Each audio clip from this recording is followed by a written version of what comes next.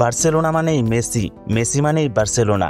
দীর্ঘ এক দশকেরও বেশি সময় ধরে ভক্তরা এই ক্লাব আর মেসিকে একে অপরের প্রতিচ্ছবি হিসাবে দেখেছেন।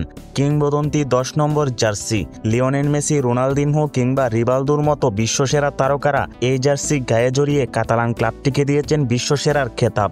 এবার সেই জার্সি গায়ে জড়াবেন বার্সেলোনার তরুণ প্রতিভা লামিন ইয়ামাল। মাত্র 18 বছর বয়সী এই প্রতিভা ইতিমধ্যেই বিশ্ব ফুটবলের তুমুল আলোড়ন তুলেছে।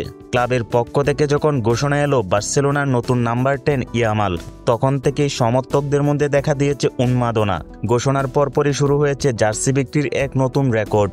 মাত্র 24 ঘন্টার মধ্যে ইয়ামালের নাম লেখা 10 নম্বর জার্সি বিক্রি করে ক্লাবটি আয় করেছে প্রায় 116 কোটি টাকা, যা প্রায় 10 মিলিয়ন ইউরোর সমান।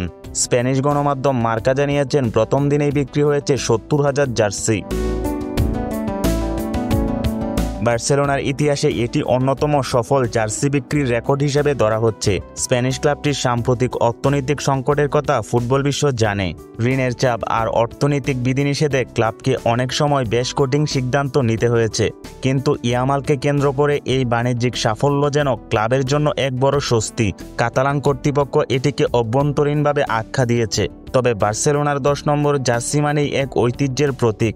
মেসির 10 নম্বর জার্সি শুধু একটি নম্বর ছিল না, বরং তা ছিল বার্সার ইতিহাসের এক কিংবদন্তির ঐতিহ্য।